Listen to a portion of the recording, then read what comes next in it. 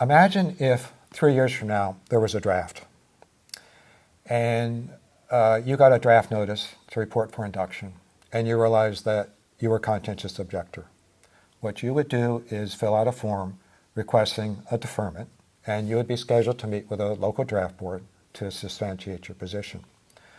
One of the 3 definitions of being a conscientious objector is that it's sincere and deeply held. So if you had not done any kind of documentation and you went to that draft board, the first question they would say is, well, are you really a conscientious objector, or you just want to get out of the draft because you just turned this thing 10 days ago?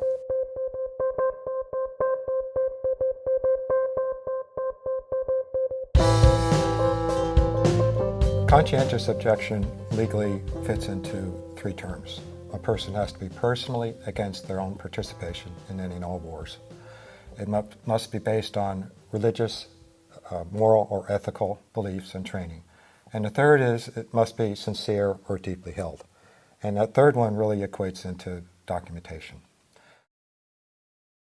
One of the things that Quakers early on held as a testimony was testimony of peace, and honoring that of God in every person.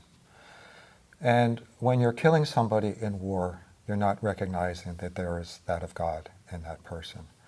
George Fox talked about take away the occasions for all war. And I think what he was trying to do was stress the fact that every human being is a child of God and therefore respected.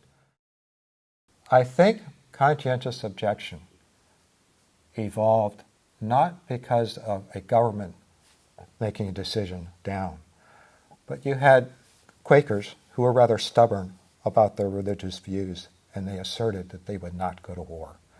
And I think that force early on during the colonial period pushed legislatures and state legislators to recognize the fact that this group is not going to go to war. Virtually every male living in the United States, even illegal immigrants, need to register for selective service 30 days before or after their 18th birthday. That process, though, has become pretty much seamless and hidden in that in about 45 states across the country it's now automatic when people sign up for a driver's license. So young people, young men, really aren't even aware that they're signing up for selective service. Oddly enough, right now, for 18-year-olds, there's no place on their selective service form to document a position for conscientious objection.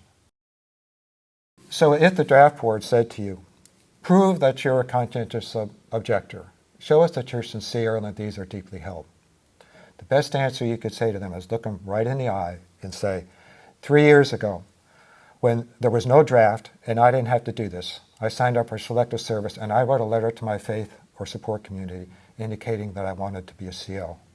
I think that shows my sincerity. And to take a position as a conscientious objector, it's basically a communal decision. It starts with the individual, but they need the support of the entire community. If you're interested in documenting a position for conscientious objection when you're 18, or if your meeting is interested in nurturing your young people so that they can make this decision and documenting it, you can go to the Quaker House website at quakerhouse.org. That's one word, Quaker House. And this is the curriculum that you'll find. So basically, we put this curriculum together for people who may not have any experience about teaching, who may not know anything about this subject, just about anything you want, rather than getting it from 20 different sites on the web. It's all within this curriculum. So please go to the Quaker House website and inculcate your meeting with the importance of doing this.